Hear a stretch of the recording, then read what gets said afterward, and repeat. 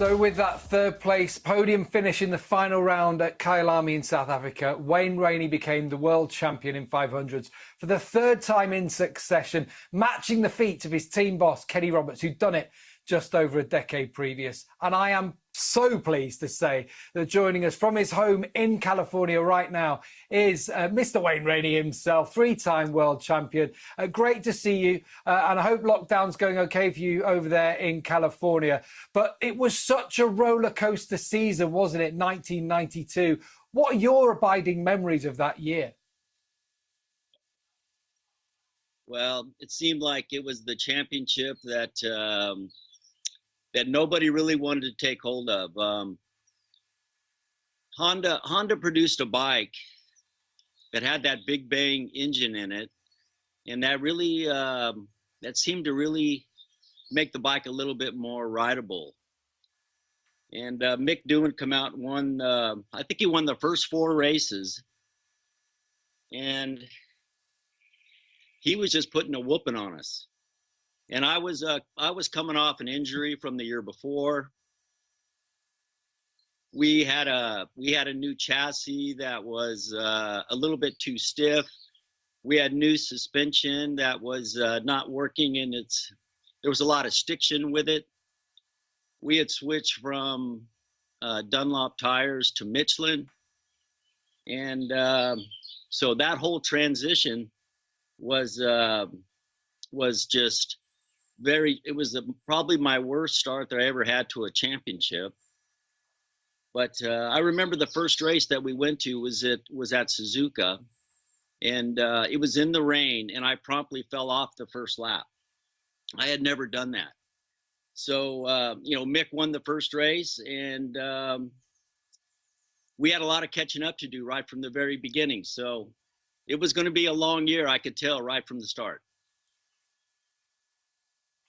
And Wayne, was one of the reasons that you had that problem in Suzuka and you maybe felt ill-prepared was because you didn't really have much time on the bike in the winter, did you, because of the injury? So it didn't really start well at all.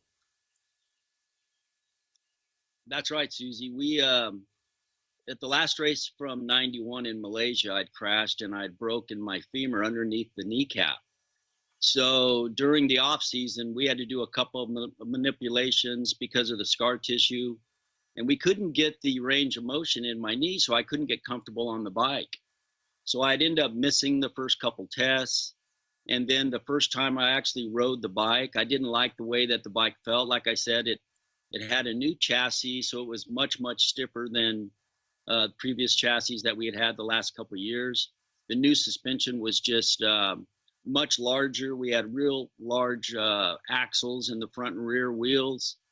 And when I went to test at Catalunya in Barcelona, I promptly high-sided and hit that. And I ended up hurting my little finger and breaking some bones in my hand and hurt my back. And then we had to go to Suzuka for the first race. So I was banged up before we started and wasn't feeling really confident. And in the meantime, during the testing, we had heard that the Honda had a new engine and it sounded like it just made a different tone, but nobody knew what it was until we showed up at Suzuka. And so then that bike was so good that not only was Mick a threat on it, so was like Alex Cribier and some of the other riders that were riding the bike. So they had done a good job prepared. If you remember the bikes back then, they were really violent to ride, being a 2-stroke. And the high side was really prevalent back then. And as you see that year, as we went on, there was a lot of banged up riders because of that.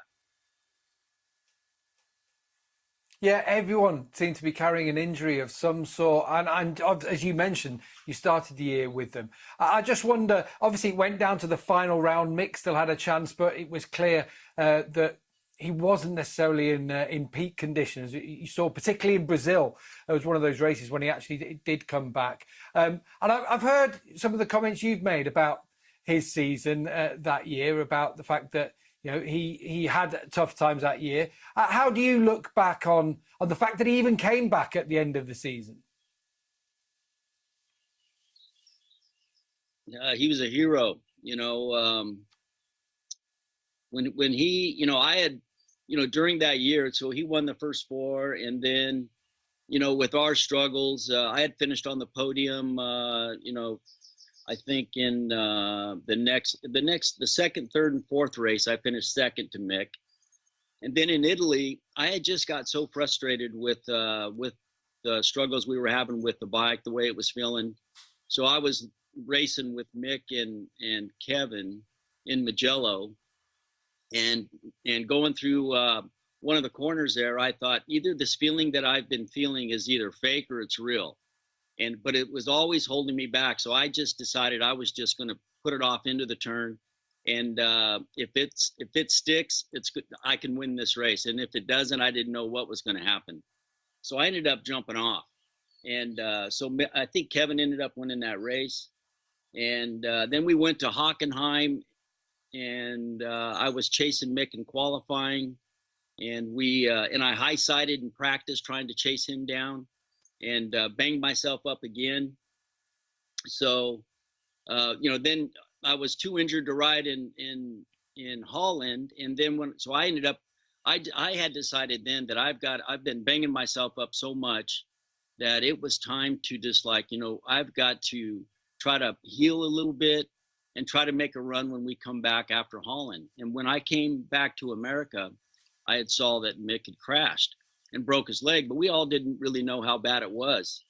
But when I'd heard, or when we saw just how the struggles that he went through, and so then trying to race each Grand Prix, and I think I was 65 points behind Mick at that stage, and it took us 9 races to build our Big Bang that Yamaha produced. And I remember after each race that I would call Mick and say, "Hey, I feel like I'm racing a ghost," but I said, "I hope you're feeling better, but I'm trying to catch you before you do get back," and not really knowing when he would be there. But when he showed up in Brazil, I just felt really bad for him. He was just skin and bones, and I thought, wow, he really wants this thing really bad with everything that he's been through. So I had to give it my all to try to win the championship for us. So yeah, it was an amazing comeback that he did, but we had a pretty difficult year too. And then if you look at the rest of the riders, what they went through, just about everybody was banged up. But yeah, it seemed like the championship that nobody wanted that year. It was an incredible story, wasn't it, Rain? And I know you had your frustrations with Yamaha as well, but it was a long time ago. And I know just when we were talking before the programme came on air, you said you rang a few of your mates to get some of their memories. And did Kenny remember anything about 1992? I can't say really what he said. It wasn't all good. He was really unhappy with the performance of the bike that year. Back then, in 1990, I was on Michelin. In 91, we had switched back to Dunlop. And then in 92, the year we're talking about, back to Michelin. And, back in those days, when you switched brands each year, it was very difficult to get the bike to respond to the different spring rates of the characteristics of the tire. The way that the two-stroke 500s cornered and accelerated, the bikes were just very very fragile as far as how the rear tire would step out. So you always had to try to be in front of the bike. The problems that we had a lot of chassis problems. We had a lot of chatter through the corners, and I was talking to Mike Sinclair, my crew chief. And he reminded me that we were drilling holes in the steering head and trying to loosen the chassis up. And then with that Big Bang engine, it was so hard on engine parts because our bike was designed for a 180-degree firing order. And then the one that we ended up with was a 90-degree, but it was just going through a lot of parts in the motor. So it was so bad. We used up so many parts that when we went to South Africa for the last race, we ended up with just one motor that had good parts that we ended up racing on because that was all that we had. So that season pretty much used up everything we had, both myself and everything that Yamaha provided. Wayne, we do appreciate so much you being with us and sharing all those stories of a remarkable 1992 season. It's fantastic that we've been able to speak to you. We do appreciate. Thank you so much. Take care of yourself, and hopefully we'll see you at a racetrack very soon indeed. Thank you, guys. Thanks for everything, and I hope everybody's staying safe out there. And I'll see you both in November in Texas.